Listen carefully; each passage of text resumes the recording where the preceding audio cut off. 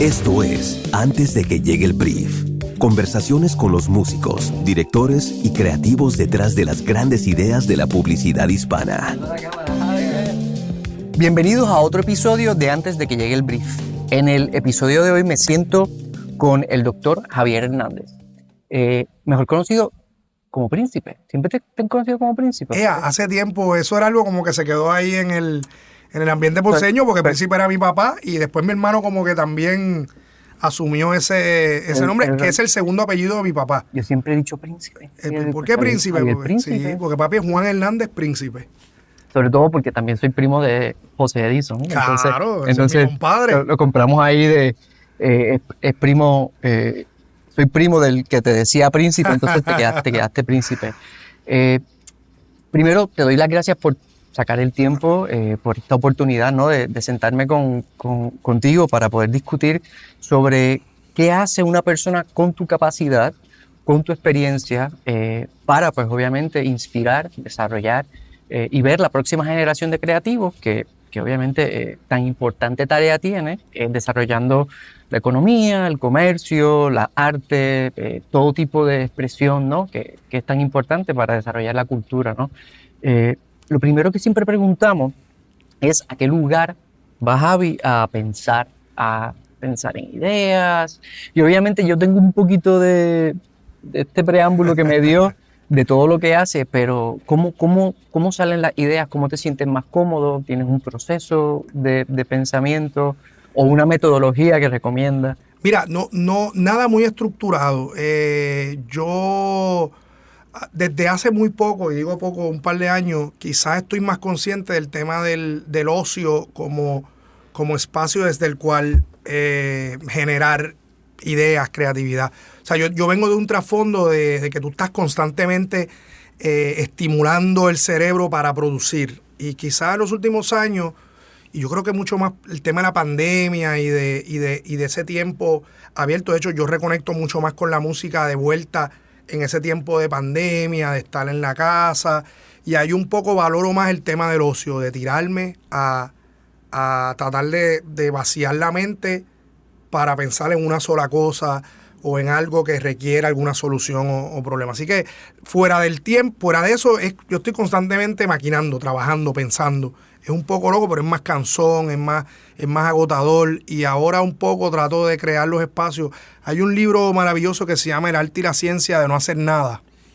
Y a mí me sorprendió mucho. Yeah. Porque precisamente la lógica esta de que el cerebro tiene que estar activo para regenerar células y neuronas, sobre todo, pues no, es todo lo opuesto. Los espacios de ocio y de receso total son los que estimulan que se regeneren esas neuronas.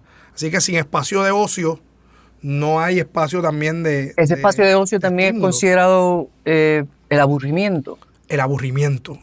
Claro, que es lo que nos pasa hoy cuando estamos en el teléfono todo el tiempo y no nos llegamos a aburrir por completo para que llegue ese momento de... O en mi caso, tratar de buscar, a veces es difícil llegar al punto de aburrimiento, pero entonces salirse completamente de lo que está relacionado a lo que hace es otra manera también de... Si yo sé que todos los temas de arte, cultura, creatividad, academia, educación superior, todo eso uno tiene que, ¿verdad?, mantenerse actualizado y buscando conocimiento, pues cómo te mueves a todo lo opuesto para crear nuevas conexiones, nuevas como ideas. Como fórmula de cambiar la rutina para saber a ver qué pasa. Eso lo estoy usando mucho en el sentido, si voy a leer algo, pues tengo que leer algo que no tenga nada que ver con nada de lo que esté haciendo.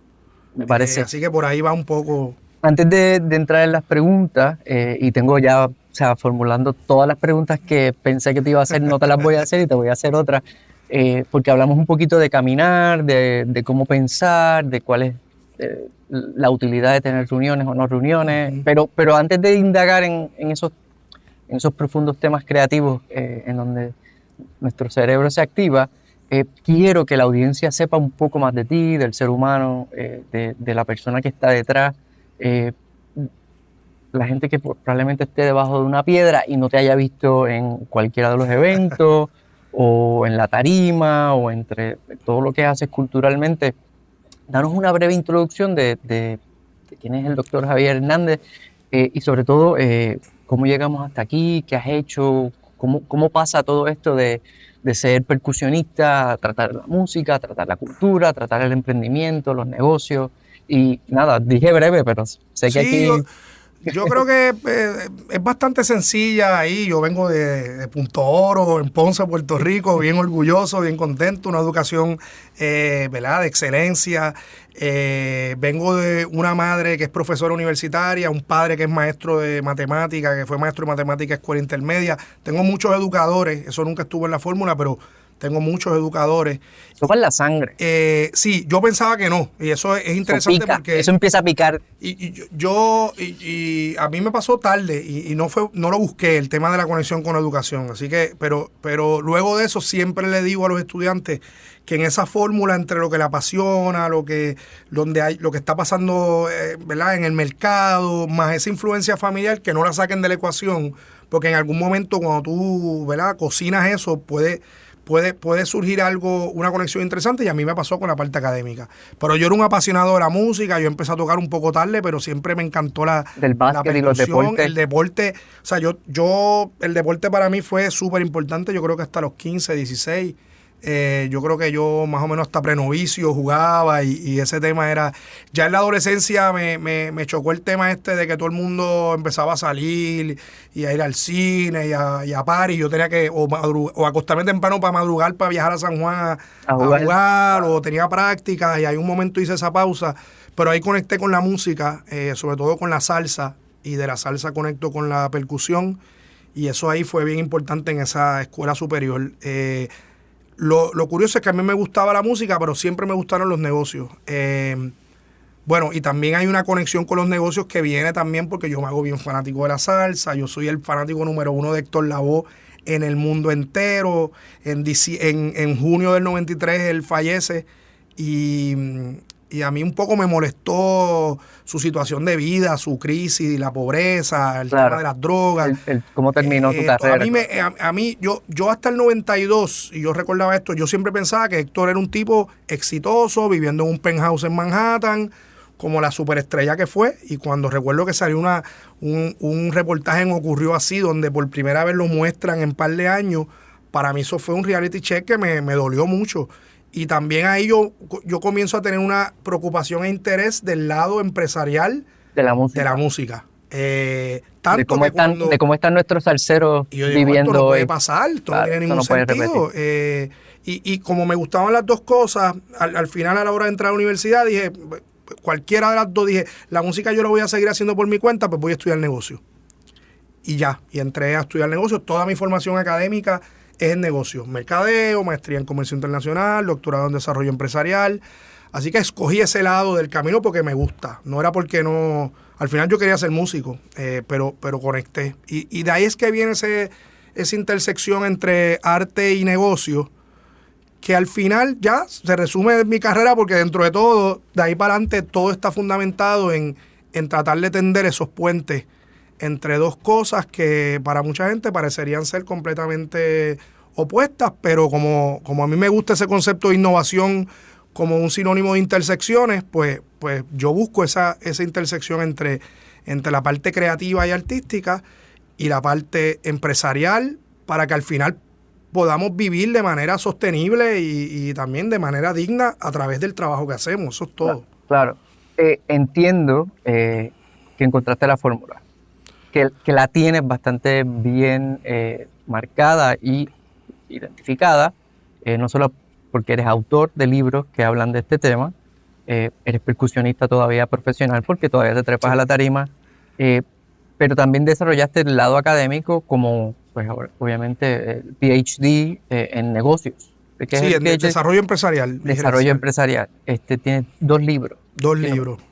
Por ahí vienen unos cuantos. Vamos a entrar en ese espacio en donde saltas de tu ser creativo a tu preocuparte por la creatividad y por identificar ese proceso en donde tú dices, pero es que si yo lo hice de esta manera, alguien lo puede repetir, y sea en ese espacio de la música o en ese espacio de los negocios o en ese espacio de la comida o en ese espacio de los restaurantes, es repetible, creativo, pero sigue siendo, ¿no? Una manera de tú obviamente como, yo diría, persona intranquila y creativa que trata de buscar, ¿no?, soluciones, ¿cómo recomiendas que se haga ese proceso si estás empezando hoy y dices, tengo una idea? Yo creo que lo más importante es, primero, partir de la realidad que el trabajo creativo muchas veces va a requerir de la autogestión. Y yo creo que fallamos mucho en que a veces como que en las universidades, o como eso lo guardamos y termina uno dándose cuenta cuando se choca contra la pared de que...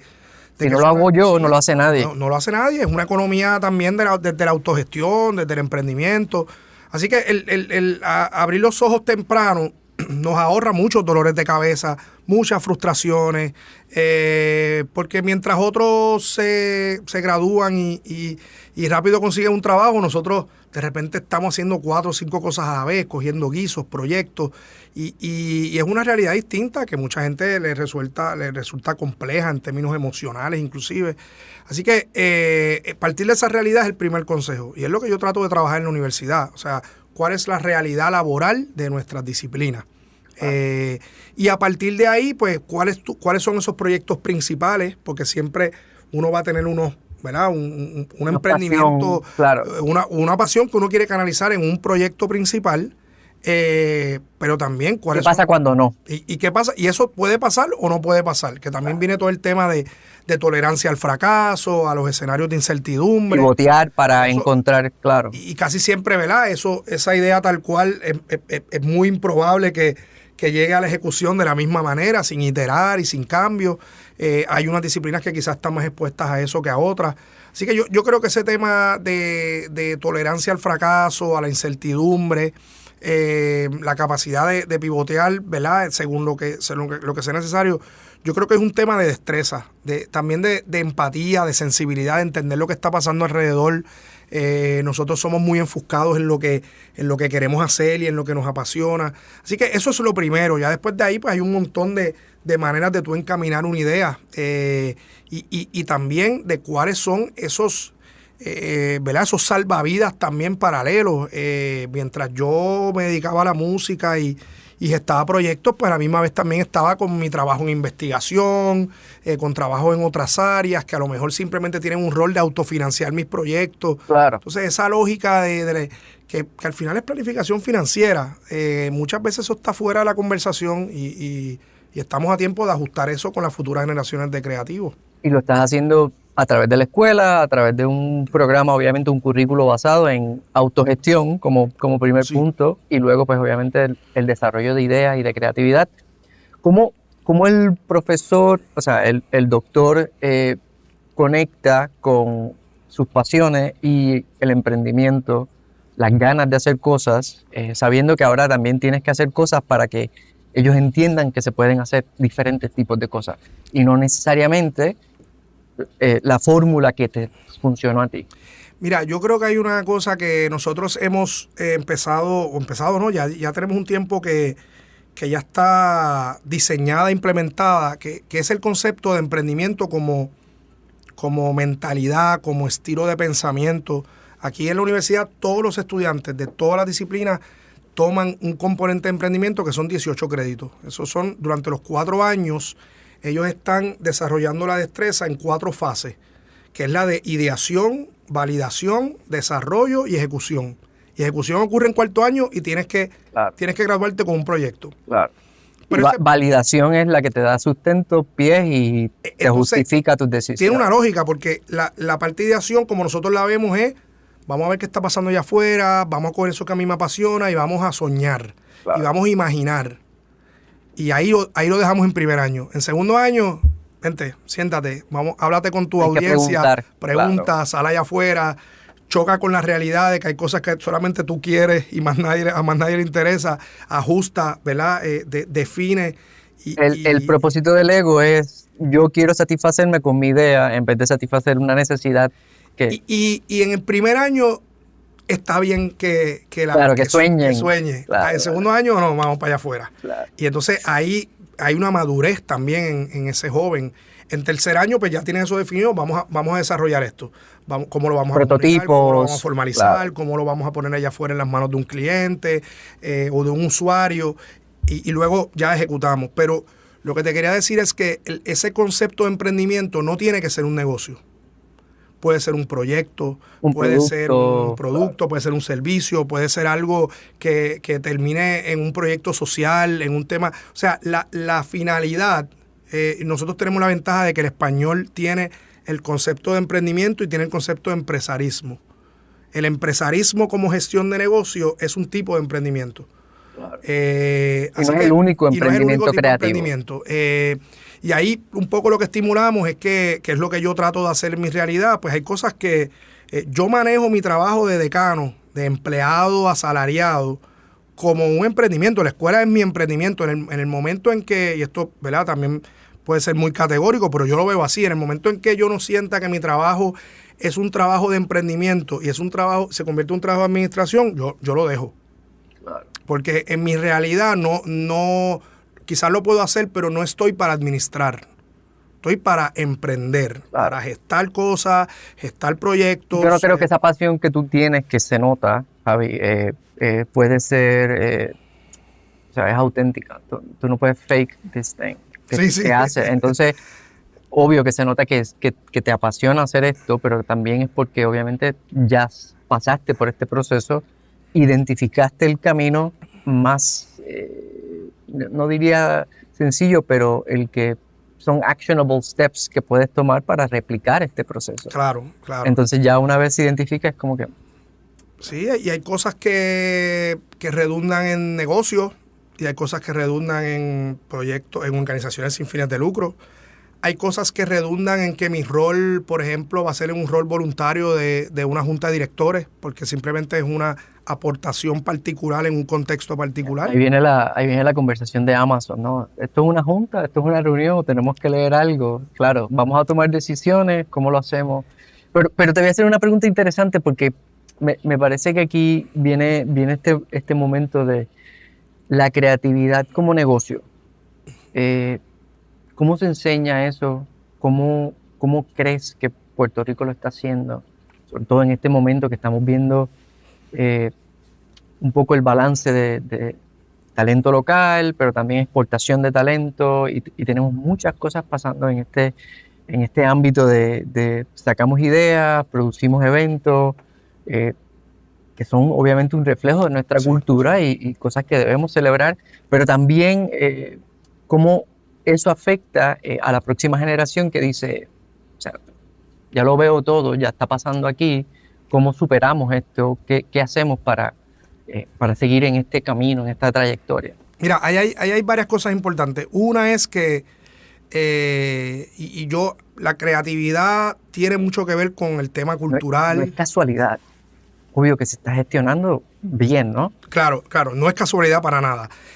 Pero viene de un tema cultural. Lo primero que señalo es que históricamente la sociedad en muchas ocasiones asocia los temas culturales de identidad con el pasado, con lo estancado, distanciado de los temas de innovación. Y una cosa ha sido reafirmar que la cultura es desde donde podemos ser creativos. Eso es lo primero. Desde los elementos particulares.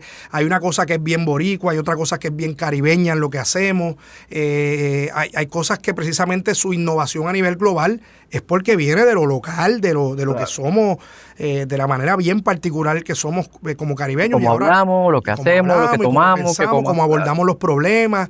Y antes eso se veía como problemas, como un problema.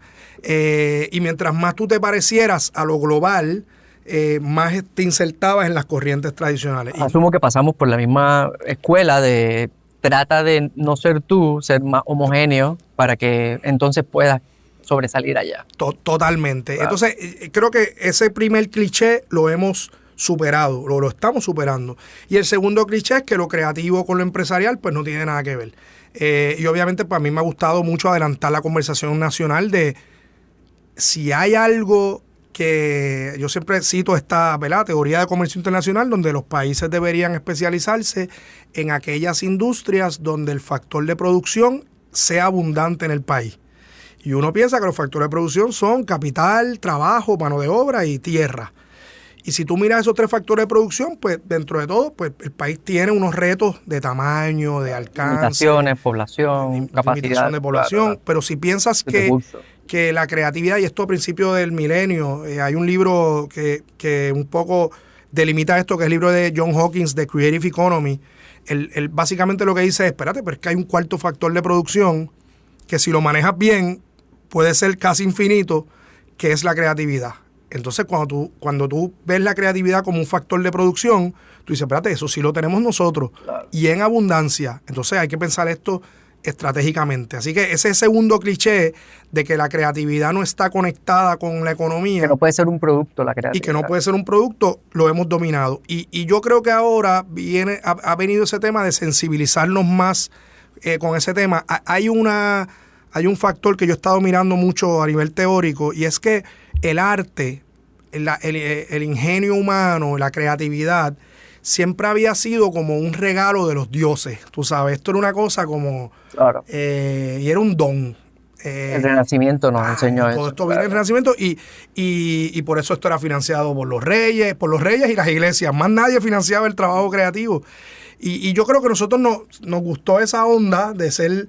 y eso ha mantenido el trabajo creativo pues fuera de precisamente la condición de trabajo, la condición de economía. Y yo creo que hay que... Pero no es industrias desarrollables, claro, que no era un regalo. Y esto es como un don, así que tú estás allá arriba en un pedestal y eres otra cosa. Y yo creo que hay que buscar un punto medio en el cual se reconoce que el trabajo creativo tiene unas particularidades y tiene unas lógicas, pero que también genera valor, claro, y genera trabajo, porque eso es otra cosa. O sea, el trabajo creativo, que siempre, ¿verdad?, lo puedes ver como un iceberg. Nosotros casi siempre cobramos por lo que es visible. La punta. Y la punta del iceberg, mano. Entonces, sí, pero nadie ve lo que pasó. Nadie ve todo lo que pasa abajo. Y eso es un reto de nuestro mercado laboral. Lograr que nos paguen por lo que es invisible todavía es muy difícil. Te pasa todavía y te pasará a ti en temas de producción creativa y en la música, cuando te dicen, diablo, todo eso por una hora. O sea, ¿verdad? Ese tema de las equivalencias básicas del trabajo. Yo creo que es importante identificar, ¿no?, que hay industrias específicas en donde te ponen el título de creativo.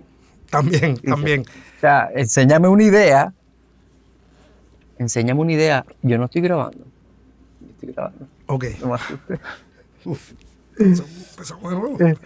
Es que está prendido, se supone que esté blinqueando, pero estaba pensando, como título, cuando te ponen el título de creativo, que tú dices, coño, o sea, mi responsabilidad es pensar, entonces tengo que lucir como creativo. Sí. Y es, pues, un balance entre lo que yo entiendo, lo que es mi experiencia, lo que aprendo, lo que conozco, pero es que siempre tengo que ser creativo porque esa es mi responsabilidad, ¿no? Y mi background es de escritor, yo nunca, pues, obviamente dominé las artes de Adobe, pero, pues, ahora, obviamente, después de muchos años, me siento todavía que vivo con el síndrome de impostor, ¿no? Y a veces me ponen en lugares en donde me digo, pero ¿qué yo hago aquí, no? ¿Cómo tú manejas el síndrome y has sido víctima? ¿Y cómo podemos ayudar a la próxima generación a que entiendan que el título, ya sea por emprendimiento, porque es un producto creativo, porque son músicas, porque es arte, porque es cualquier idea que requiera que tú combines un montón de cosas para hacer que algo nazca nuevo, que sea original y que tenga, pues obviamente, el valor y yo diría que el público allá afuera diga, esto es fresh, esto me gusta, esto es nuevo, esto no lo había visto antes. ¿Cómo llegamos a sentirnos, ¿no? de que we own creatividad de una manera sí. No. Eso que no te sientas como el más frontú o que tampoco sientas como que lo sabes todo, o que tú sabes, porque ahí está el balance entre... Y es complicadísimo. Y yo creo que esa es de las pocas cosas, y yo lo digo cuando estoy frente a mi estudiante, es de las pocas cosas que que si hablo de ellas como ahora, me voy a hacer, ahí sí me da el síndrome del impostor, porque son tres cosas que de verdad yo creo que no sé cómo hacerlo. Claro. De hecho, el otro día, hace unos meses... Pero te toca muchas veces pararte frente a un público y tener que presentar algo y hablar y defender.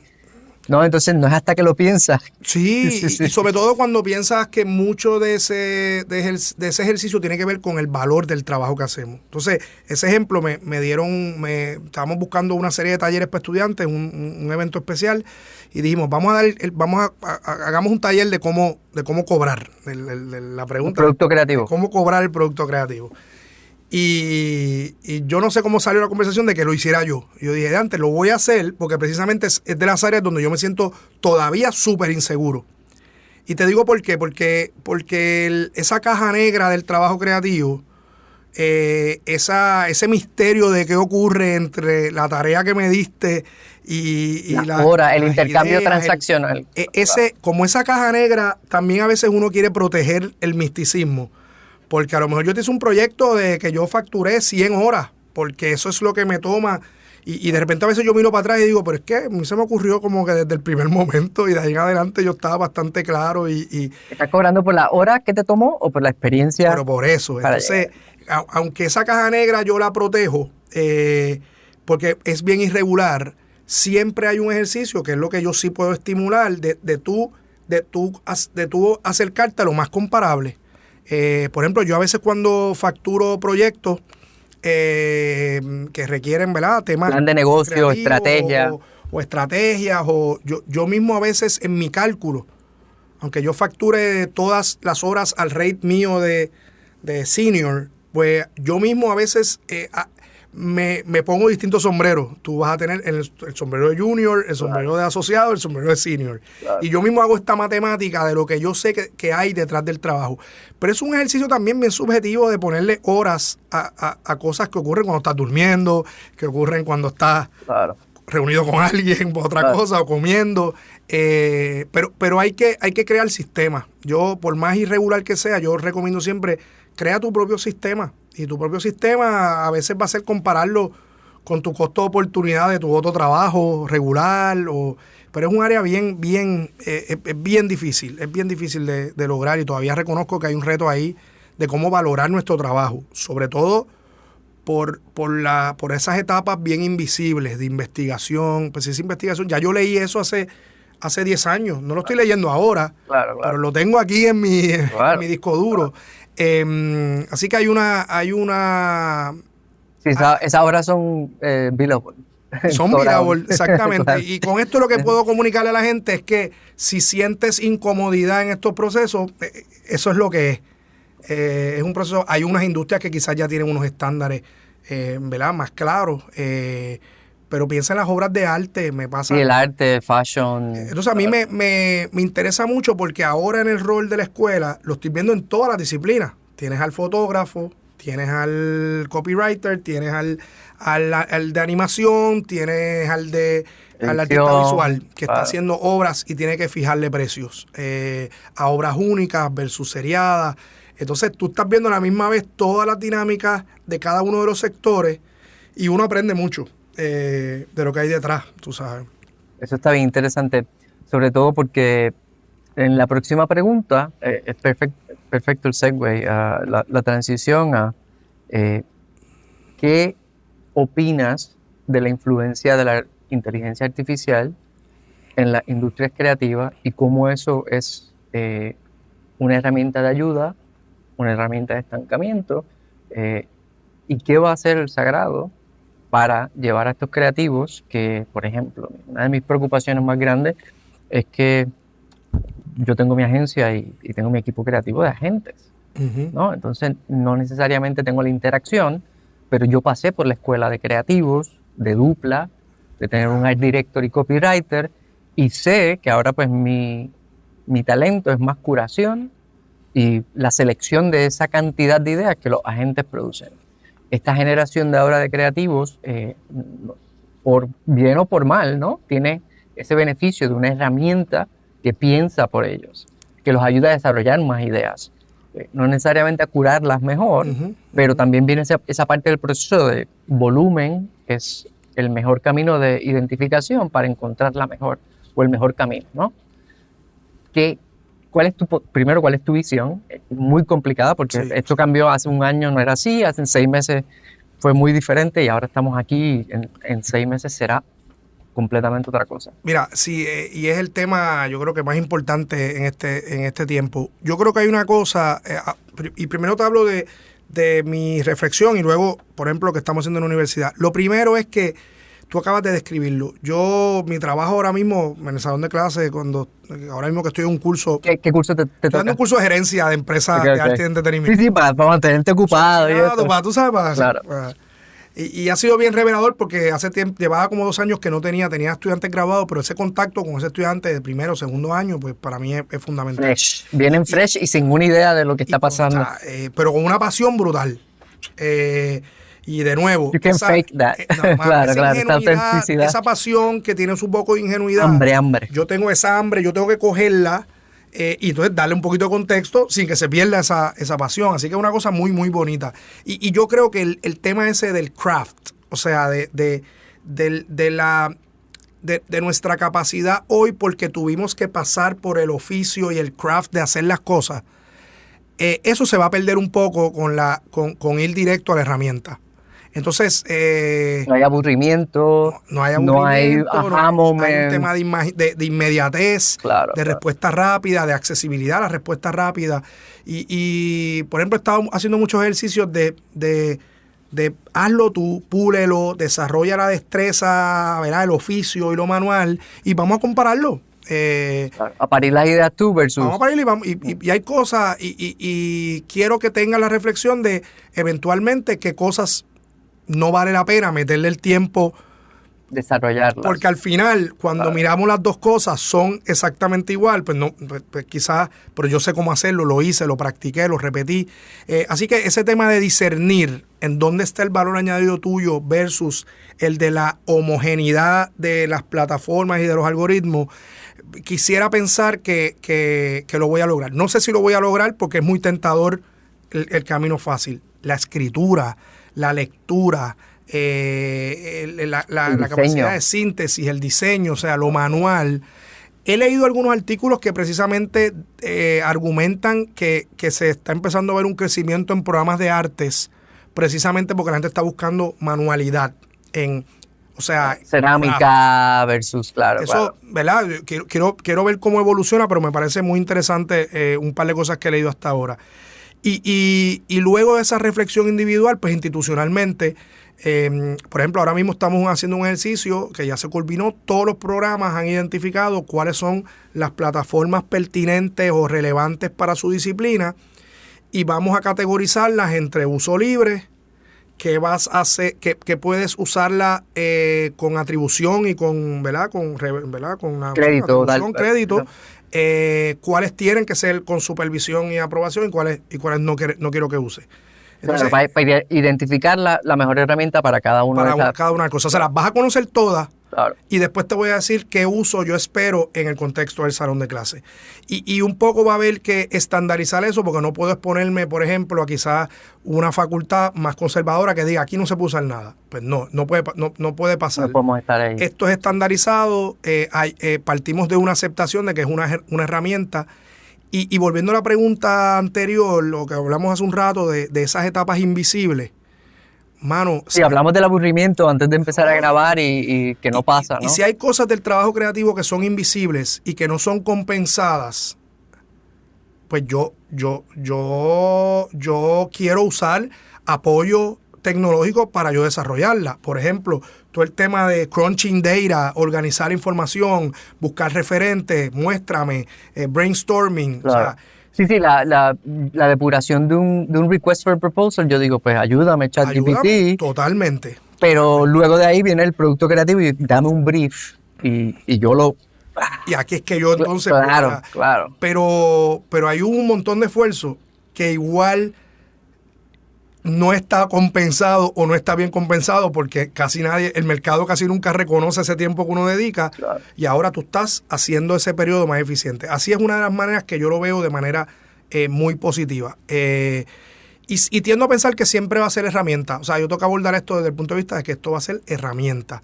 En algún momento existió el lápiz, en algún momento existió, y esto es un nuevo lápiz. Yo recuerdo, por nosotros, yo recuerdo que le escuché a Israel Lugo en un programa que hicimos, un reportaje que hicimos juntos, pero separados, ¿verdad? Que él mencionaba el ejemplo de la fotografía. Me gustó mucho ese ejemplo de que cuando surgió la fotografía todo el mundo pensó que el dibujo pues, murió para siempre, y no, lo que hizo fue crear una nueva disciplina artística y creativa.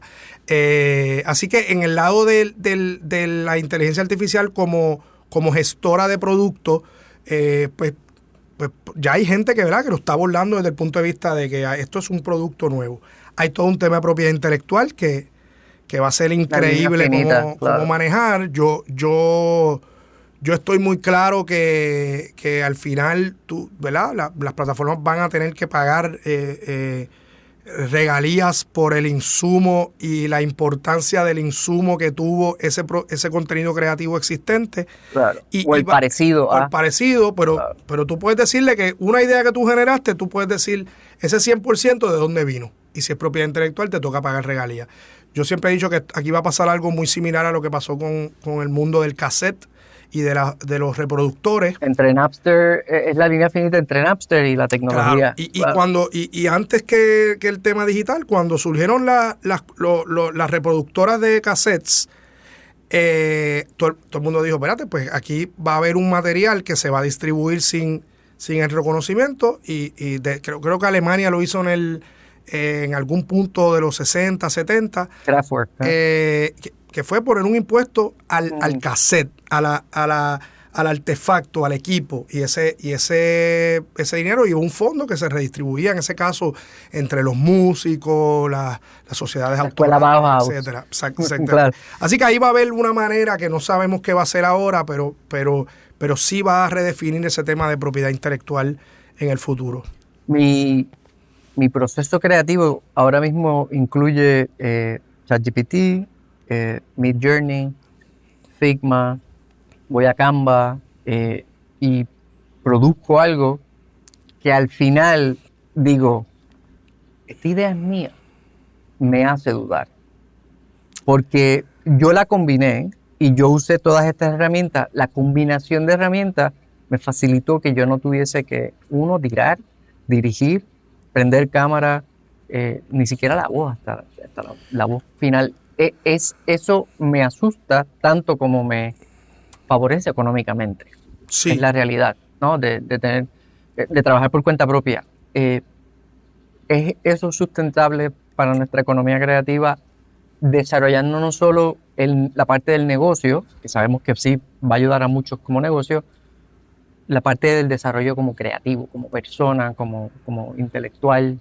Eso va a ser un gran debate, pero no es nuevo. Hay un texto maravilloso y controversial de una autora mexicana que se llama El fraude del arte contemporáneo, y ella plantea muchas instancias del arte contemporáneo. Este es el episodio 11 del Gran Robo. Hay muchas cosas que tú puedes decir, pues, cuál fue la contribución del artista, la conceptualización de esto con esto, a veces delega, hace outsource y genera una obra conceptual.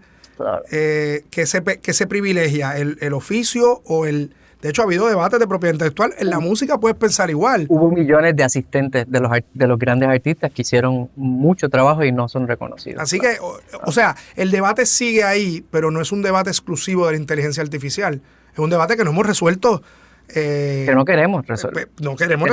¿Qué vamos a hacer con las obras de Rubens, que tenía un taller con decenas de aprendices que se dice que al final del día hicieron gran parte de las obras, y que él pues obviamente tenía el concepto, tenía la idea, dirigía, guiaba? Ese es el mismo caso de Bob Ross, que hacía 14 versiones para grabar en el programa de televisión, y era como que made for TV, pero ahora todas esas están guardadas en un warehouse. Entonces son copias de copias. Y eso es un tema que hay que reflexionar sobre eso y llegar ahí. O sea, tú mencionas ese ejemplo. Yo en mi docencia reciente, pues pues trato de ser más eficiente en el tema de, yo quiero hacer una actividad sustancial hoy en el salón de clase. Pues, hermano, ayúdame a planificar algo. Idea, espérate, lo tengo, vamos a hacer esto. Créate los casos hipotéticos. Pregunta guía, las instrucciones, estructúramelo, pónmelo. O sea, hay un tema de eficiencia en ese trabajo para que tú puedas dedicarte a lo importante, que es validar que se están desarrollando las destrezas, que el estudiante entiende, que entiende la aplicabilidad de eso que está discutiendo en el salón. Así que yo sigo pensando que como recurso va a ser muy, muy estratégico a futuro. Y en todas las disciplinas. Siempre lo ha sido. O sea, yo pienso en la música y yo recuerdo este colega que analizaba, me acuerdo que él dio un taller de lo que era una buena composición. Y él tenía en su mente el algoritmo de los top hits de los últimos 30 años, claro. Y en su mente tenía sus estructuras armónicas, sus progresiones de acordes, sus estructuras de las él quería escribir un hit. Y él te decía cómo escribir un hit, porque él tenía en su cabeza, pues, ¿qué estamos haciendo ahora? ¿Cómo debo escribir un hit? ¿Cómo sería? ¿Qué estructura tenía? Pues esta persona lo tenía en su cabeza, de estudiar, de analizar. Así que Farrell tiene la fórmula. Hay muchos que tienen la fórmula, que dicen, esta es la pista, aquí va el coro, aquí va el puente. Y si tú te aseguras, voces, reverb. Claro, las progresiones X o Y, más sencillas. Habla sobre estos temas. Así que es algo que nosotros hemos estado tratando de descifrar manualmente por siglos. Y ahora pues lo estamos haciendo tecnológicamente, con otras capacidades proporcionales a donde estamos hoy. Así que yo lo sigo viendo desde ese punto de vista de una herramienta. ¿Te excita como herramienta el futuro de la creatividad con las ayudas artificiales o te preocupa más que perdamos algo de nuestra esencia por el reflejo de que son algoritmos que agarraron de otro lado? ¿No? Sí, pero me interesa mucho por el ejercicio crítico de comparar con lo que tenemos hoy. Esos poemas, esas canciones, esa esencia de la ejecución, esa cosa de lo artesanal. Me interesa saber hasta dónde vamos a llegar y cuándo yo voy a seguir privilegiando una cosa o la otra. O cuándo voy a decir, pues esta práctica, ahora que lo pienso, es una práctica sistemática tanto así que es pierde valor, que es predecible, claro, que es reproducible. Claro. Así que todavía hay un montón, la mayoría de las cosas todavía tú las prefieres en su esencia. Y hay otras que no vas a poder distanciar una cosa a la otra. A mí me parece que va a ser interesantísimo y un ejercicio que vamos a estar discutiendo por décadas, ¿verdad? Ese tema de qué hace una obra de arte una maravilla. Memorable, ¿verdad? O histórica y históricamente, y es mi privilegio, la destreza manual del ser humano, la belleza de la capacidad que tiene el ser humano de que se le ocurran cosas o que pueda ser capaz de hacer cosas en el baile, en la actuación, todavía esas son las cosas, en el cine, todavía esas son las cosas que a mí me apasionan. Yo creo que eso, todavía nos queda bastante de eso. ¿Todavía te excita por la mañana escuchar la buena música? O sea, te levantas con una canción de Maelo y dices, diablo, este cabrón no tenía... Ya, no podemos decir esto. No podemos decir esto en el podcast. Pero lo editamos, no importa. En español no creo que me vayan a censurar en YouTube. Pero te excita eso como que dice, ellos no tenían AI. No tenían AI. Grababan todos en el estudio juntos. Todo el tiempo, todos los días lo celebro. Todos los días, y sabes que hago mucho, obviamente ahora todo el contenido audiovisual. Pues una cosa es que tú escuchas a Maelo, por decirle el mismo ejemplo, y una cosa es que encuentres un videíto en escena, con esa cosa real, mirarle la cara. Este tipo se paró allí, llegó al estudio de Telemundo, al show de las 12, y el Cortillo y su combo tocó en vivo este tema. Ahí te das cuenta sonaban, pero y ya sin muchas cosas, quizás con 1 o 2 micrófonos para las voces, todo lo demás abierto, claro, con 2 overheads, y sigues dándote cuenta que la naturaleza, cuando vas a conciertos en vivo, cuando vas, o sea, todavía yo creo que el ser humano tiene que disfrutarse la capacidad de la capacidad que tenemos de hacer cosas creativas. Talento, sí. Y la interacción constante. Lo que pasa es que como es tan constante en la moda, en la publicidad, en el diseño, estamos tan rodeados que a veces, pues obviamente, lo estandarizamos. Yo trato siempre de estimular la celebración de lo que hacemos. Estamos tan metidos que se nos olvida a veces verlo de afuera. Yo soy un súper, Javi, o sea, yo creo que me conoces, no te tengo que decir esto, soy un súper criticón. Sí, o sea, tengo una opinión para todo porque a veces creo que es hasta esa mi profesión. Sí. Dar mi opinión, no tengo más nada que hacer. Yo puedo escribir y puedo darte mi opinión sobre eso que estoy viendo. A veces tengo más conocimiento sobre algo y por eso pues piden mi opinión, pero no puedo opinar sobre música, puedo opinar sobre cine, puedo opinar sobre arte, pero si me van a decir ¿qué tú opinas de ese anuncio? Ahí va a estar tu opinión. Tengo mis 2 centavos. Y yo creo que, y eso es otra conversación, o sea, el tema de la crítica como parte fundamental del proceso creativo. De mejoramiento y buen feedback, tan difícil de eso. Y de capacidad para no solamente para el que recibe la crítica, sino como acto del propio creativo, que es un tema que aquí estoy tratando de abordar. Yo creo que en Puerto Rico, yo no sé si esto es una apreciación mía, pero que en algún momento dejamos perder eso. Que no sabemos dar feedback o que no sabemos recibir feedback. Ninguna de las dos. Y quizás se perdió de los procesos, quizás hay una... yo en ocasiones he apelado y tengo una investigación que tiene que ver con cine donde abordo lo que yo llamo el factor ay bendito, que es esta cosa de que, mano... Súper criollo. Y como yo pienso que hay algo cultural. Como conocemos a los que lo hicieron. Yo lo conozco, yo sé lo difícil que es hacer eso, pues déjame dejarle pasar suave, ese. De hecho, empíricamente, ese estudio que yo hice como en 2012, creo. Yo no quiero caer mal, pero esto es lo que opino realmente. Mi feedback, mi feedback es humano, no personal. Es lo que yo opino, pero no es contra ti, es contra el trabajo. Y yo creo que el primer en equipos grandes está bien, pero claro, o sea, cuando es... Y el primer reto es tú separar el producto de la persona, ¿verdad? Eso en la crítica es fundamental. Yo estoy criticando, ¿verdad? El resultado de lo que tú pusiste. Sigue siendo un elemento de ejecución. Claro, es tuyo, que tú creaste y es tu bebé, yo lo siento, pero hay que trabajarlo mucho más. Yo pienso que ahí nosotros en la universidad tenemos una responsabilidad grandísima. Sí. Y la he adoptado y estamos viendo cómo sistemáticamente incorporamos eso en los procesos. Es muy complicado. Es muy complicado. Sí, es muy humano, sentimental, emocional. Es como que, pero es que este es mi trabajo. Y desde el sobre todo cuando no es tangible, ¿no? Cuando es una idea. Y que pase desde el profesor al estudiante, que ya hay una relación de poder marcada, pero que también que ocurre entre pares, todavía quizás es más difícil. Con tu jefe, con tu director, o sea, obviamente con tu... Oye, y yo lo digo desde la humildad de que yo no me siento que soy la persona más propensa a esto. Tú, o sea, nos comentaste que Mike Phillips te va a criticar tus ideas creativas como si fuese, claro. O sea, él tiene 2 rayitas más de creativo.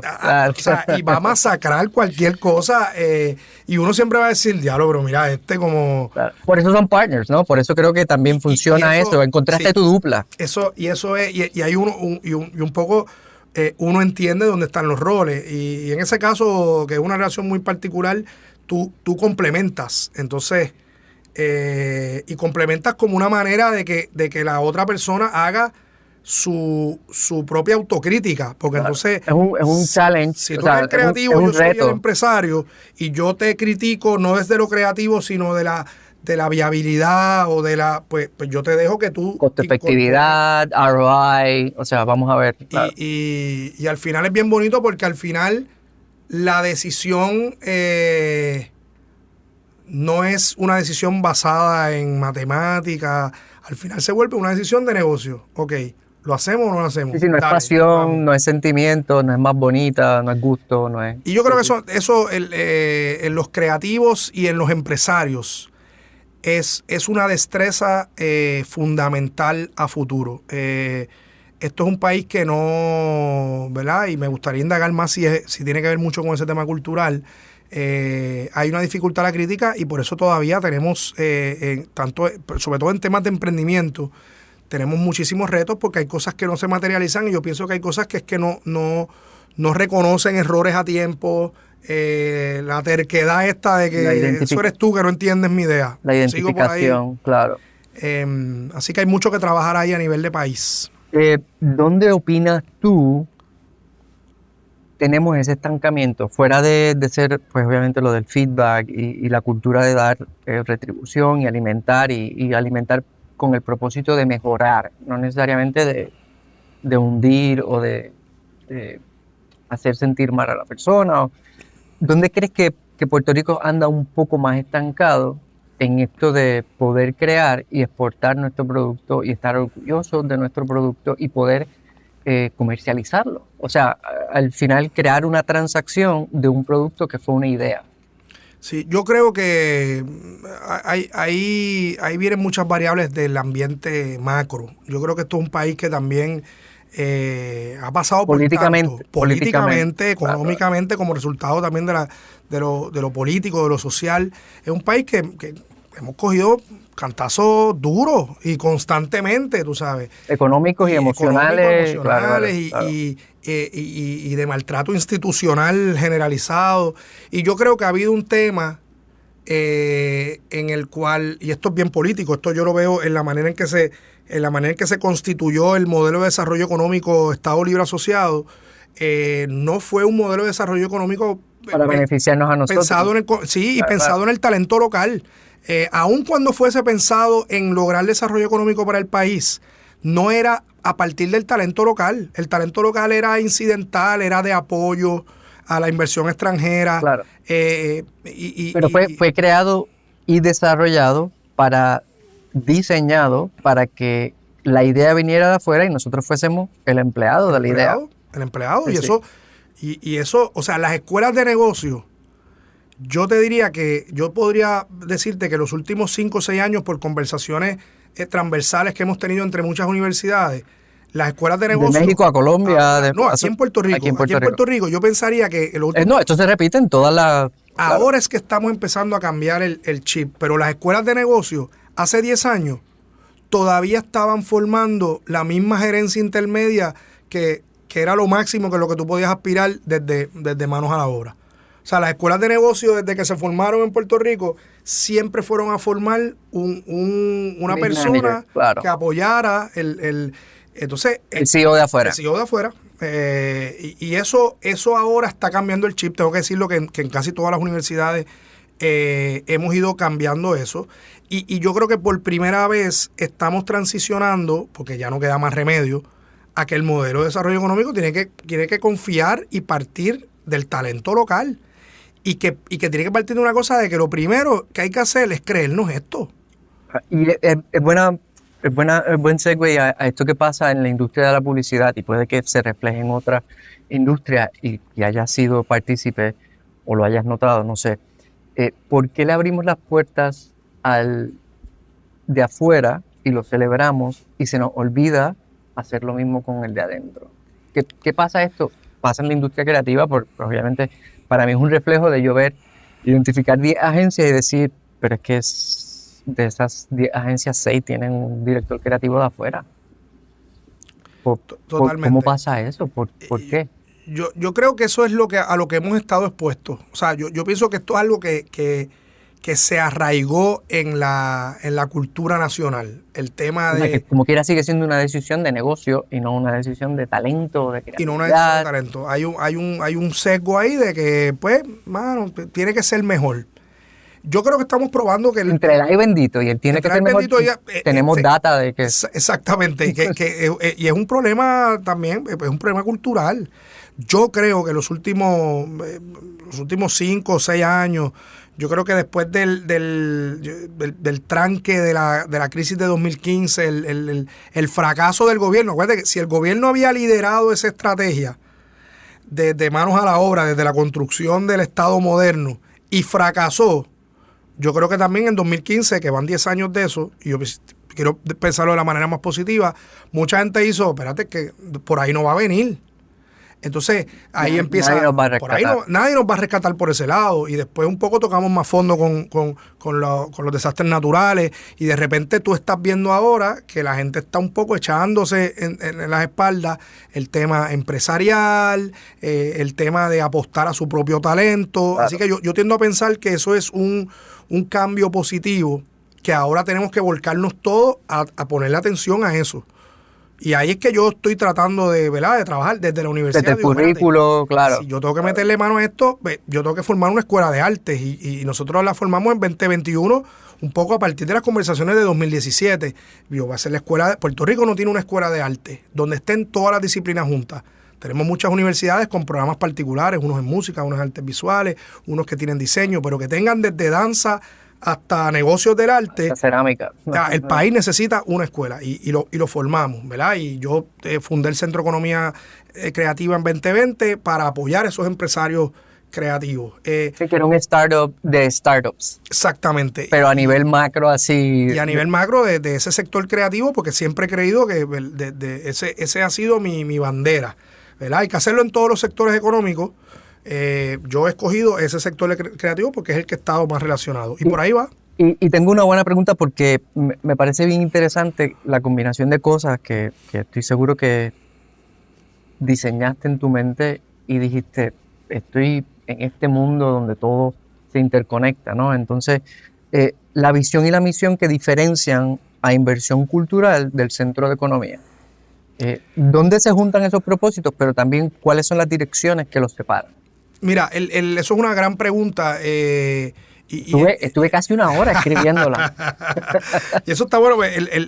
Inversión Cultural se forma en 2008.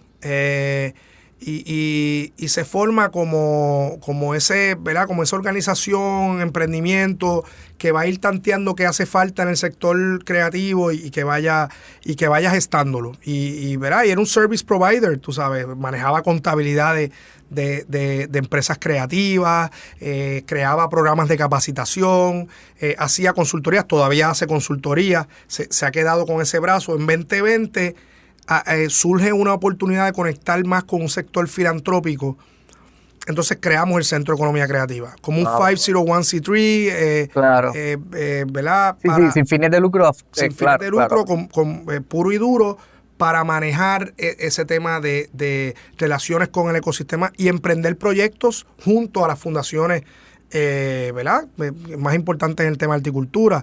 Ahí sacamos un programa de empleo cultural que ya ha invertido $22 millones en salarios para artistas. Para dejarlos aquí, para mantenerlos, y desarrollar esos emprendimientos y esos talentos creativos, ¿verdad?, de gente que son ya artistas establecidos en muchos casos y que el mercado solo no los va a sostener. Así que el centro es ese brazo filantrópico, claro, principalmente.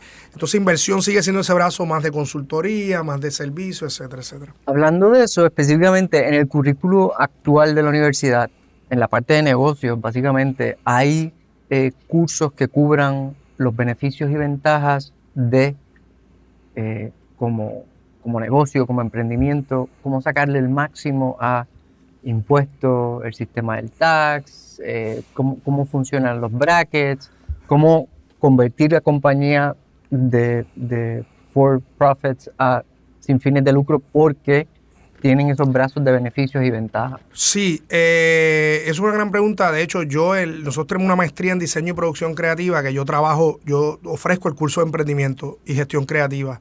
Y esa es una de las grandes conversaciones. O sea, claro, ¿cuál es el mejor cada dólar ahorrado es reinversión para... Y hay una pregunta siempre ahí de cuál es el mejor modelo organizacional, cuál es la mejor estructura legal para tú sacar sacarle provecho a la idea y sacarle ventaja, ¿no? Y siempre es un tema que a mí me gusta. De hecho, 2014 yo empecé a hacer las primeras capacitaciones de empresas creativas y siempre doy este dato de que cuando venía el tema de las estructuras legales, yo siempre he preferido dar eso yo que delegar las estructuras legales en un abogado, por ejemplo. Claro. Y dice, claro, pues eso te lo da un abogado, que es una LLC, que es un DBA, que es una corporación, cómo se registra. Y yo, es que no es eso. no es eso solamente, eso Claro. es un pedacito. El tema Sí, sí. contributivo es otro tema y el tema organizacional es otro tema. Claro. Porque ¿cuál es la diferencia entre tener una corporación, una sin fines de lucro, tener un estructura, board confianza, versus una claro. LLC, que entidad conducto? Entonces, no es un tema que quiero que dé ni un abogado, ni un contable, quiero que lo dé un empresario. Un creativo. Porque tienes que ver cómo juntas esos elementos y así que es un tema fundamental. A nivel de bachillerato estamos todo el tiempo bregando con ese dilema de formalización, desde lo más básico de tu registro de comerciante, de cómo hacer negocio, así que Es más cuarto año, pero sí tan importante como soñar, sí. validar, prototipo y luego pues creación. De hecho, yo ayer venía discutiendo eso con un colega que todavía estoy en el dilema y yo quisiera que esto fuera muy sistemático. Primer año hago esto, segundo esto, tercero y cuarto. Hay un balance entre la realidad cruda del mercado laboral y de la calle y de lo que decíamos ahorita de la pasión, el hambre, la ingenuidad. Yo estoy todavía debatiéndome acá en mi cabeza y cómo lo transfiero al currículo, de cómo yo transiciono de uno a otro sin restarle nada a esa pasión. No quiero que te frustres, no quiero que cambies de hambre. No quiero que cambies de hambre, pero quiero que tengas la realidad del mercado, porque si no... Para que puedas comer. Para que puedas comer, porque claro. si no, también el choque y la frustración, como decía al principio, es grande. Y hay mucha gente que se quita porque no estaba preparada para chocar con la realidad. En mi caso, yo fui cuenta propia. Yo nunca tuve un salario hasta que entré aquí a la universidad.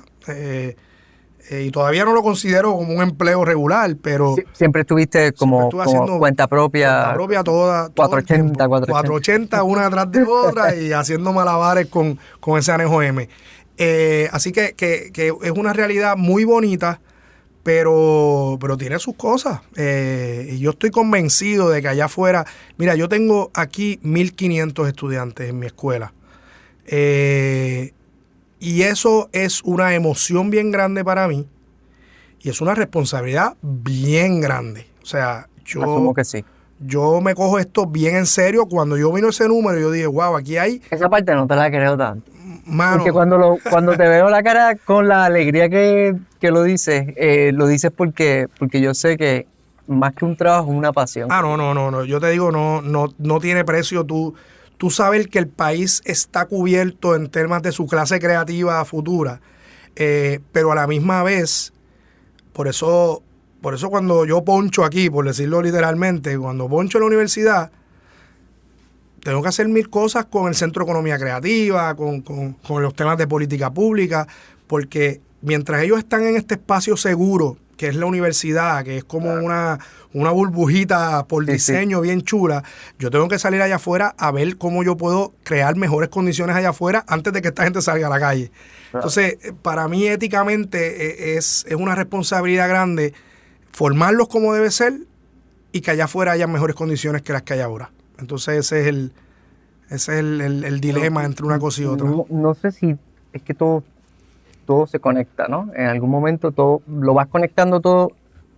Entiendo que por diseño de tus decisiones, de lo que hiciste, de tu experiencia, y luego pues obviamente estás aquí dentro de la burbuja preparando los estudiantes de la burbuja para cuando salgan, ¿no? Que es interesante.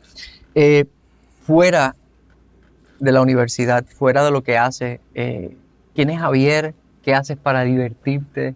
Para ser una persona normal, para tratar de desconectarte.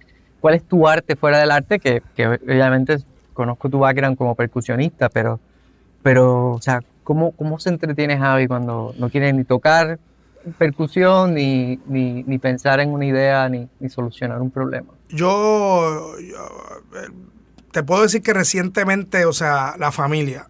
Yo tener unas gemelas de 15 años que tienen unas prioridades y unos intereses personalidades diferentes. Personalidades completamente distintas, ¿verdad?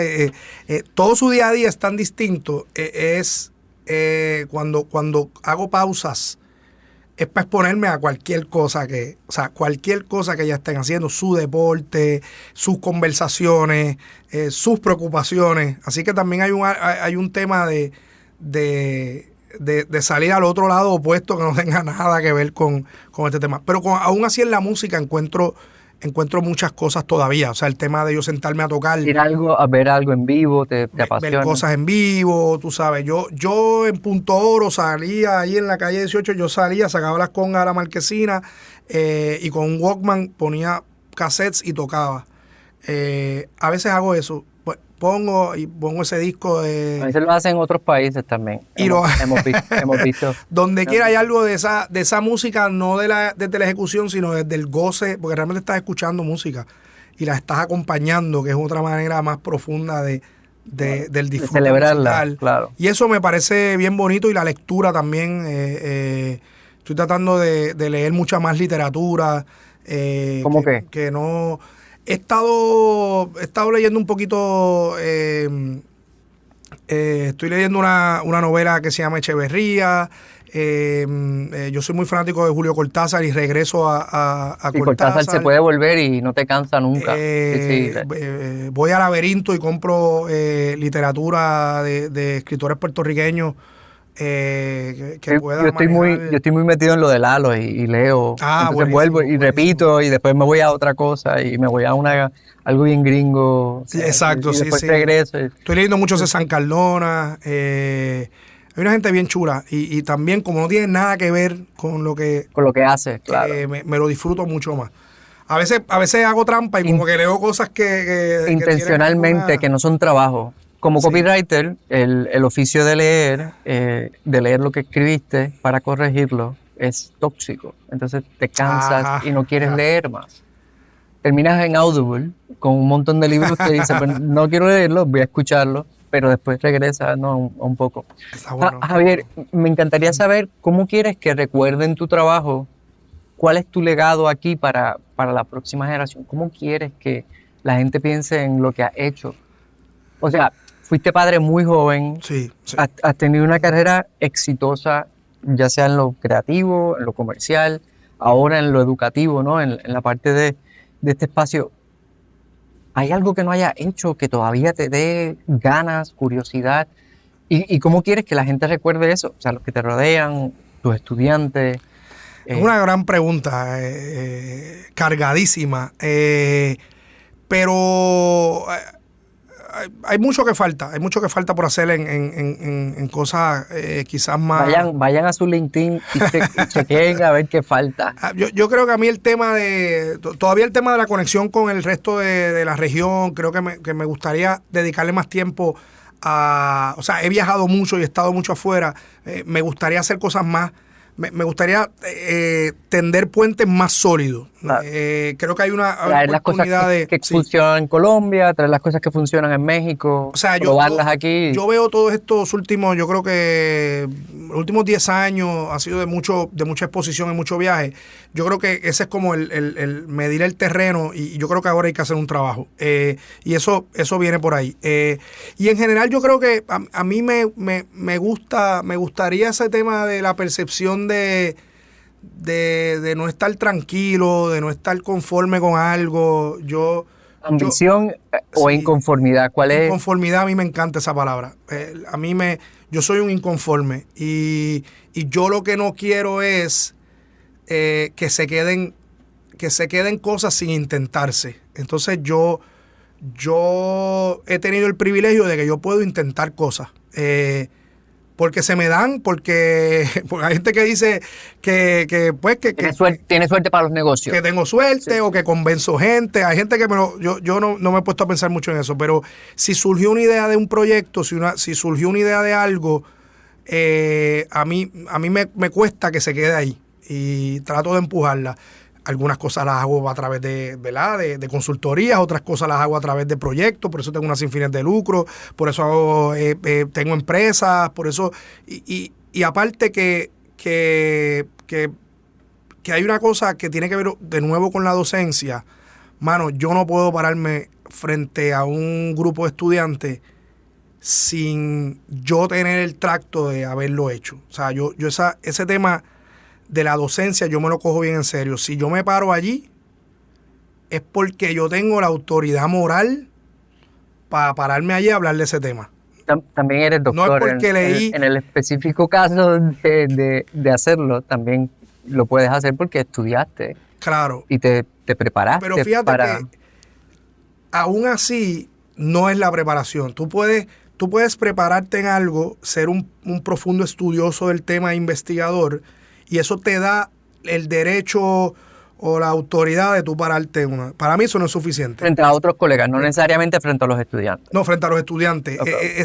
Tú eres doctor, tú eres un especialista, tú tuviste muchos años leyendo y estudiando, eso te da derecho Tienes a investigación. Tienes claro, investigación, chévere. Para mí eso no es suficiente. Para mí tienes que haberlo hecho en la calle. Teórico, no práctico y teórico. Práctico y teórico. Claro. Entonces muchas cosas, aunque a veces es bien subjetivo, yo siempre estoy pensando, cuando esto yo lo voy a traer al salón de clase. Esto es importante que se esté probando.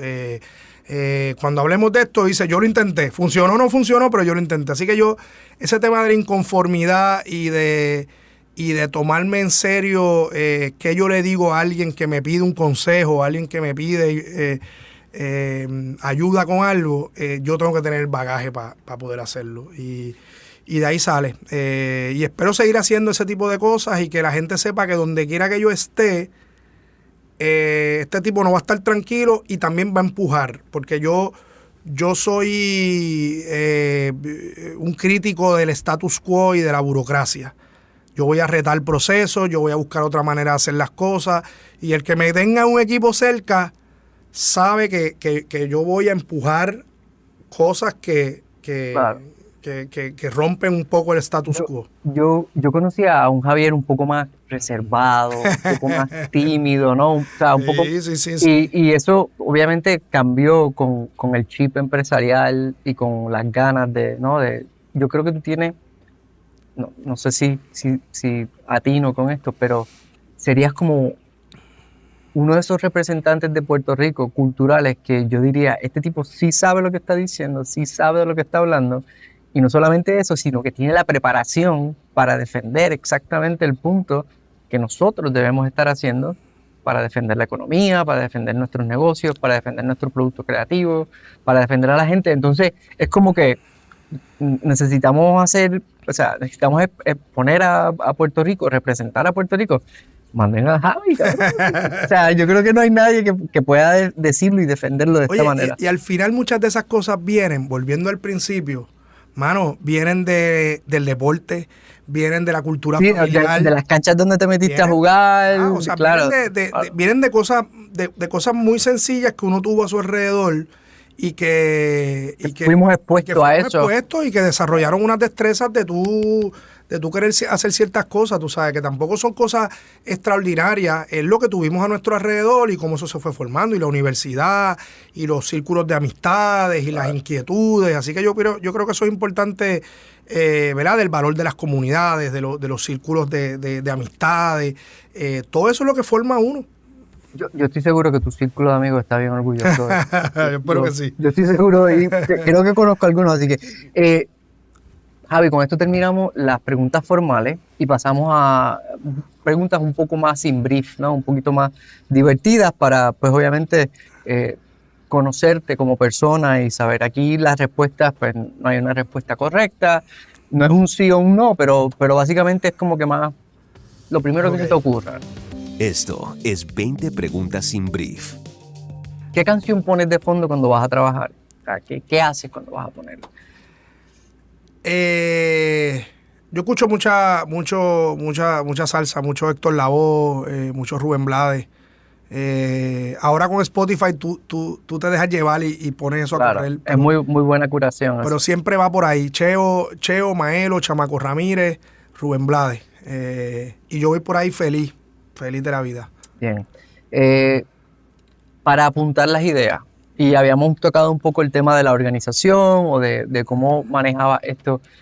Para apuntar ideas, ¿tienes un cuaderno? ¿Usas el iPad? ¿Grabas notas? Esto está bien interesante. No hago absolutamente nada. Intencionalmente, claro. esto... Si es buena, se va a quedar en tu cerebro.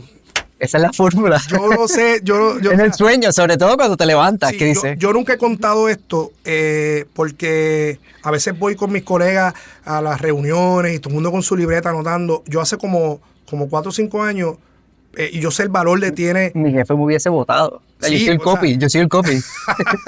Pues yo he adoptado una cosa, yo sé esto está mal, a lo mejor lo cambiaré, pero es, no anotes nada, no te metas en el cuerpo toda esta presión de documental, y lo que se quedó es lo relevante, y tú vas a construir hasta que llegue el momento de hacer lo que sea que sea el producto final, si es un escrito, si es un conceptual o algo. No hago nada hasta que me siento a documentar eso que sea.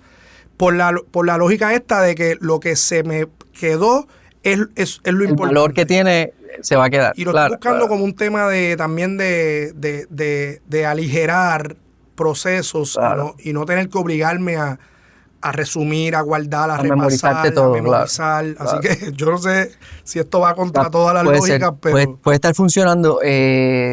No sé, yo, por el bien de los estudiantes, debemos tener un backup method. sí, exacto, por eso esta parte con la notita de que no aplica a los estudiantes. Algo que no falta cuando vas a presentar ideas, ya sea una prenda o te pones algo específico, como que tienes un charm de buena suerte, o ¿qué haces cuando vas a pitchar ideas? No tengo nada en específico, pero siempre lo dejo saber a mi esposa. Y casi siempre tengo un mensajito de ella que yo no lo pido, pero siempre llega ese mensajito antes de que... Sí, de un momento importante. Así de que te va a ir brutal, y ella es bien buena en eso, porque puede que no se lo diga la noche antes, pero si yo tengo una presentación bien importante o algo, puede que a lo mejor 2 días antes, 3 días antes, en algún momento yo intencionalmente se lo dejo saber. Claro, el estrés. Y ese mensajito que llega de que te va a ir brutal, o... Porque break a leg. Sí, el break a leg, ese mismo pero es un texto de mi esposa. Eso no falla. Ideas que fluyen mejor en un ambiente de ruido, en un ambiente de música, en un ambiente pausado. ¿Qué tipo de ambiente recomiendas tú para que la gente pueda tener mejores ideas, ya sea por proceso o por metodología? Yo prefiero privilegio el silencio en esos momentos. O sea, me encierro. Tienes que escribir, te sientas a escribir. Me encierro, absoluto silencio. No, nada de música, silencio absoluto. Eso no falla. ¿Cuál es tu película favorita? Adiantre. Mano, esta también puede ser medio anti. Es El Padrino. Es El Padrino. Sin duda, no titubeaste. No hay duda. No hay titubeo. No hay duda. Y a mí me gustan las 3. O sea, yo esto de que las secuelas. La 2 no estuvo tan buena. A mí me gustan las 3. Claro, me gusta la primera, pero porque siempre me apasionó toda esa, ¿verdad? Toda esta narrativa que tiene que ver mucho con la cosa empresarial, con la toma de decisiones. Cultural, familiar, empresarial. La familia. Claro. A mí toda esa narrativa de esos personajes y Al Pacino, a mí siempre me voló la cabeza. Todavía tú me vas a ver poniendo stories de vez en cuando de escenas o cosas. Porque Y lo dices porque Al Pacino todavía es la voz que ves, y no necesariamente a Coppola. Yo veo Al Pacino full. Sí. O sea, la cara de Al Pacino con la voz de Coppola. Exactamente. Y el personaje de Al Pacino resume como que un poco toda esa esencia de lo que hay en toda esa obra de arte. O sea, chulísimo. Increíble. Las obras de arte, ¿deben ir colgadas en la pared o deben ser en las t-shirts, ir puestas por ahí, ser movibles, ser... Yo creo mucho en la democratización del arte y en que la gente lo adopte de la manera en que lo quiera adoptar. O sea que creo mucho en esa desmitificación del arte como... No hay que ir a un sitio museo, a buscar el arte. Intocable. Y creo que hay un trabajo que hacer de un poco... borrar un poco las barreras entre una cosa y otra, como que si está en un museo es valor y calidad, y si es un trabajo que lo si es una piedra, en una t-shirt o en una serigrafía sencilla, no, yo lo disfruto igual las dos cosas. De hecho, soy un fanático del cartel, ¿verdad? Porque el cartel también es una esencia mucho más cercana a lo boricua, me gusta mucho. ¿Cuántas tazas de café tomas al día? Man, un montón. Tengo que bregar con eso porque por la mañana casi siempre Pasan 6 expresos.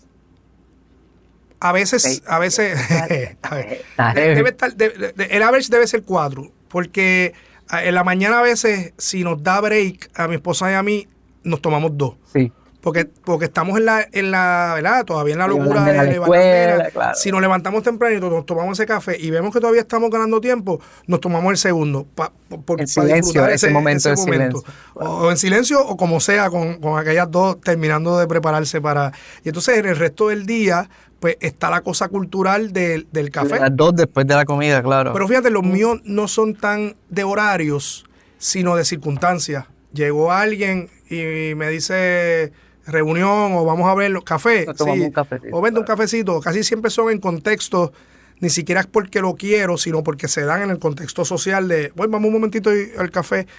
Entonces es que hay que controlarlo porque para cada uno el café es el del momento. Asumo que tienes más invitaciones que yo a un café, así que te invito a un café para la próxima. No, pues vamos a hacerlo. Nike, Adidas o Vans.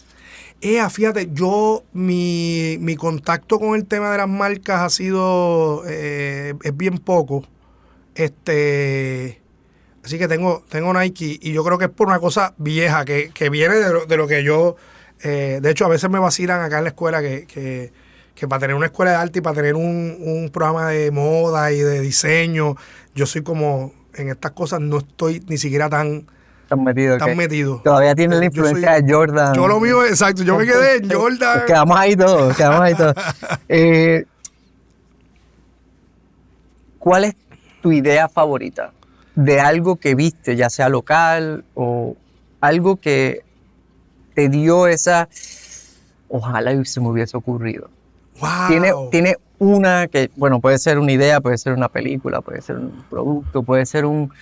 Wow, me hubiese encantado hacer eso. Diablo, eso es una gran pregunta. Yo siempre sueño con ideas de espacios culturales. O sea, a mí siempre ese tema todavía siempre pienso que quiero emprender por ahí porque me gusta ver modelos ¿verdad? De gestión de espacios con música, con teatro, con galerías, a mí esa cosa todavía yo las miro y digo... Después Mike Phillips me controla y me dice, cálmate. Multi-use. El multi-use space venues, claro. El reuso de espacios, toda esta onda, ¿verdad? Que espacios industriales que se convierten en... Todavía es una cosa que a mí O sea, que tú vas por ahí por clasificados online y dices, mira, ese espacio está... Todo el tiempo. Que hace 5 vagones y se convierte... Miro el marketplace y el marketplace me tira, mira o mira esta antigua fábrica, claro. o mira este lote de lo que era una... Eres un soñador full. Sí, y me expongo a eso, porque si no, pues se la suelto a alguien la idea, ¿verdad? O en algún momento...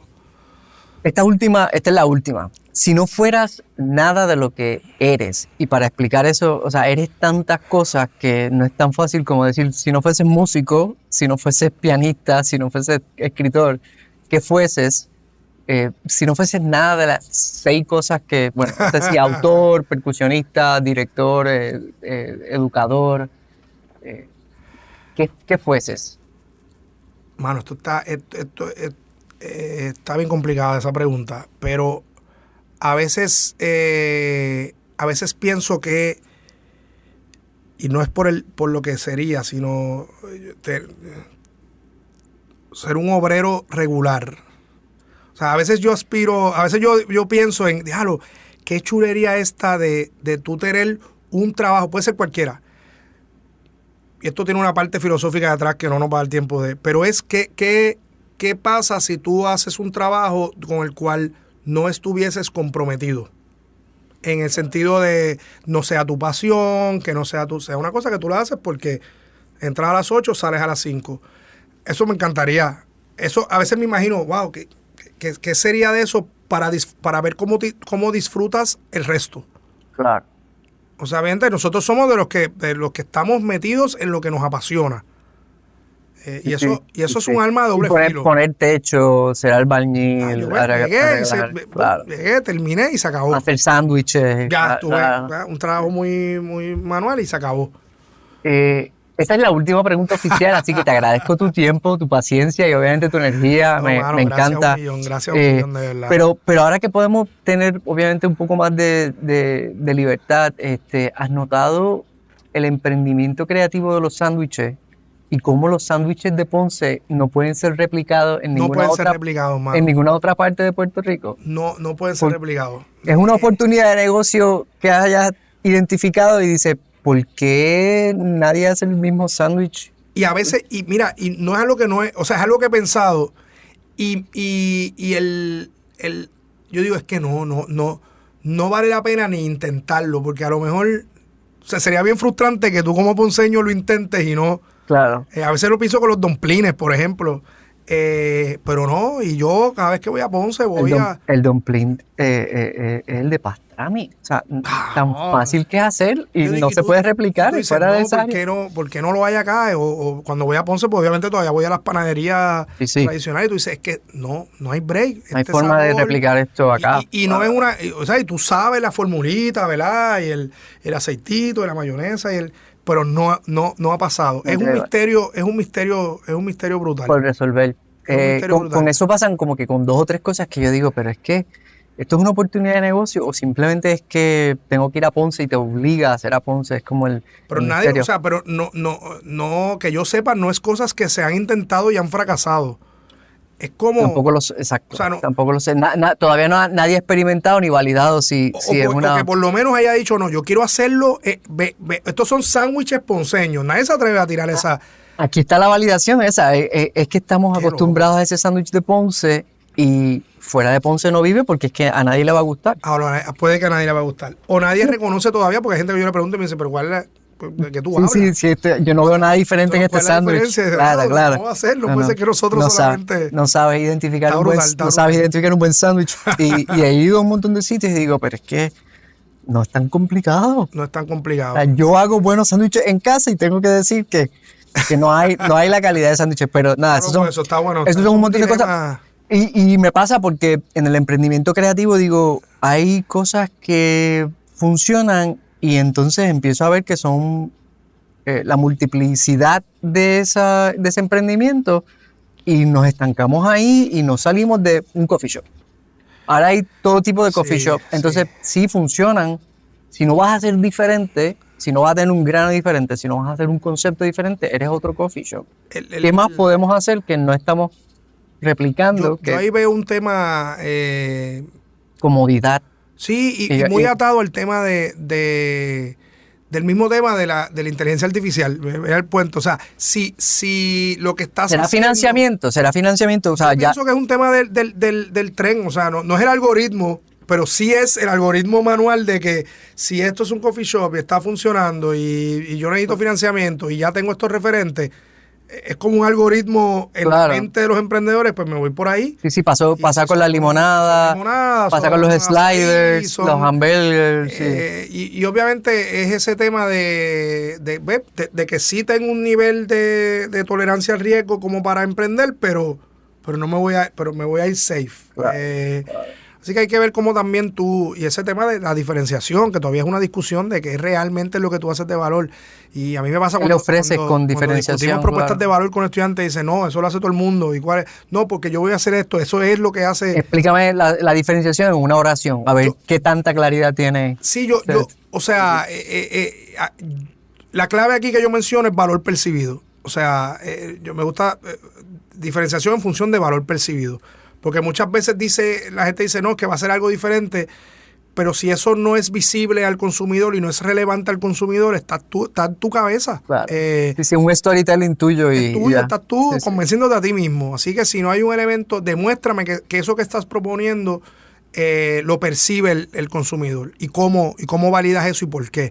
Y ahí es que se tranca el bolo, porque entonces, no tengo esa información. Pues entonces no puedes decir que eso que tienes es un elemento de diferenciación real. Sí, ahí es que yo digo que hay como que la falta de curiosidad, no sé si completamente sea eso, pero la falta de curiosidad, la falta de originalidad y luego la combinación de irme a la segura más que fracasar, porque fracasar es el problema, Claro. el miedo a fracasar es el problema, más que visto como intenté, cambié y esto que iba a ser una sandwichera de sándwiches de Ponce se convirtió en un coffee shop que también tiene sándwiches de Ponce. Exactamente. Sí.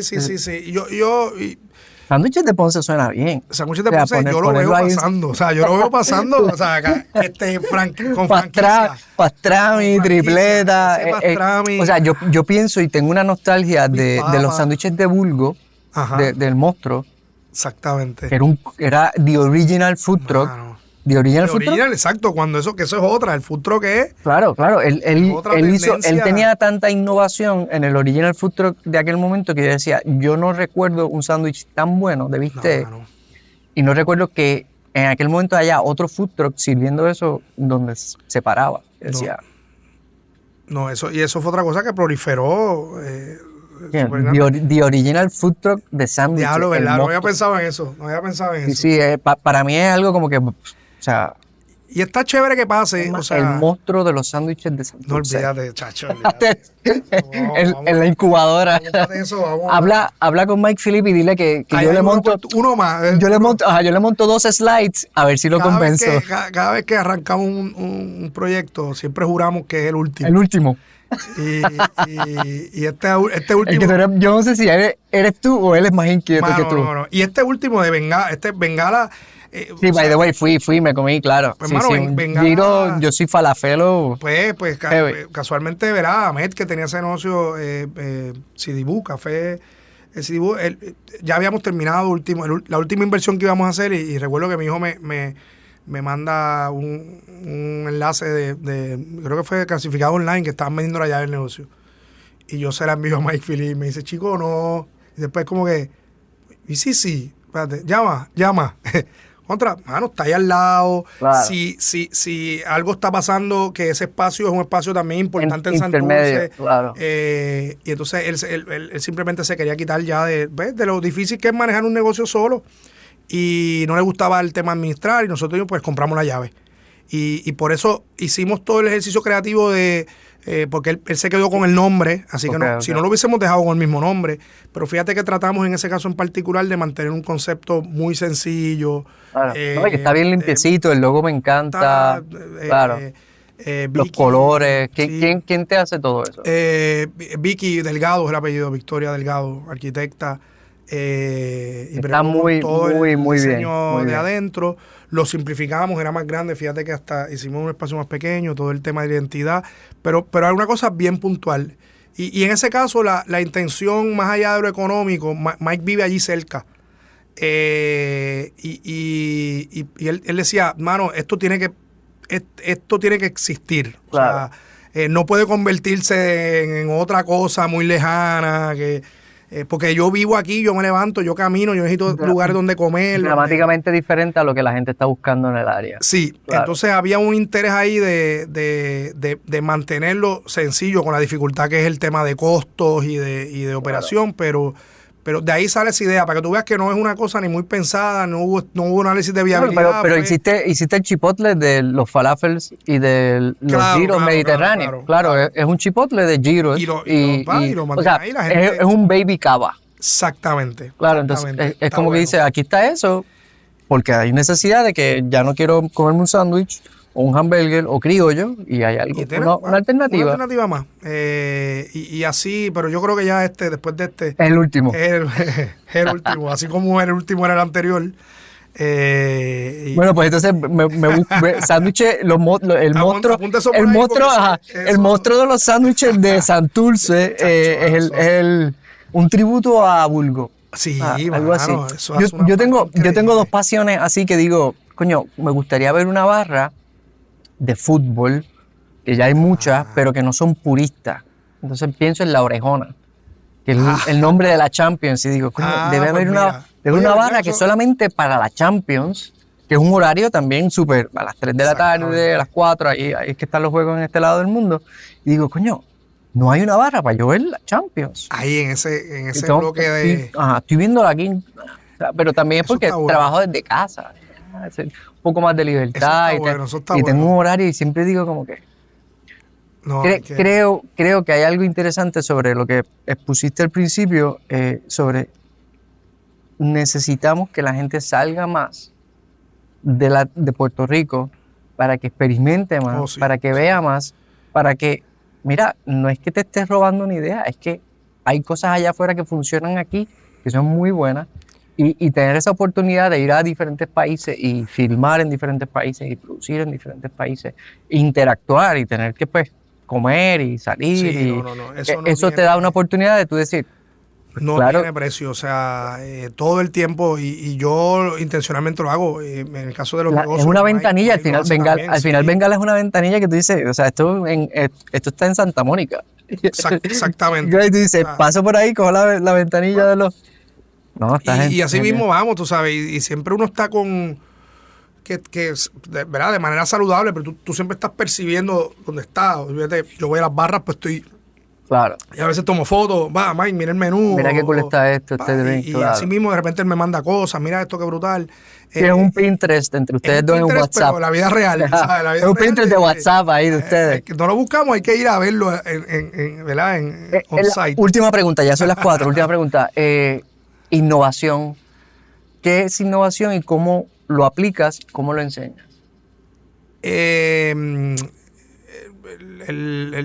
Si vas a cambiar algo en el menú, ¿cuál es el proceso que tú tomarías para que Bengala tuviese un ítem nuevo? ¿Cómo convences a Mike Phillips? Y luego, ¿cómo pasa eso en lo que es la educación? A mí me gusta el efecto Medici. Johansson usa el tema de intersecciones. O sea, yo trato... Innovación es cuando tú conectas cosas que parecerían ser de naturaleza distinta. Ya, intersecciones. Ese punto de intersección, esa es la definición que a mí me ha gustado. ¿Forzado o no? ¿Orgánico o no? Forzado o no, orgánico. Tú dices que tú tienes que provocar las intersecciones. Pero es eso, es intersecciones. Provocar las intersecciones. Ese es el tema de este podcast. Después hay un marco teórico que yo he trabajado mucho, porque el primer estudio de innovación en Puerto Rico nosotros lo hicimos con el Instituto de Estadística, lo que llaman la encuesta de innovación, pero ya esos son los sistemas más estandarizados que utiliza Naciones Unidas. Metodologías, claro. De innovación, claro. Innovación en producto, en procesos, organizacional, en marketing, incremental, disruptiva, brutal. Ese es el marco teórico tradicional, pero en la práctica es intersecciones. Así que es difícil, y por eso también exponerse a gente con trasfondos distintos. Quizás por eso ese tema de Mike y yo, que pensamos muy distinto, funciona. Por eso aquí yo tengo un matrimonio, claro.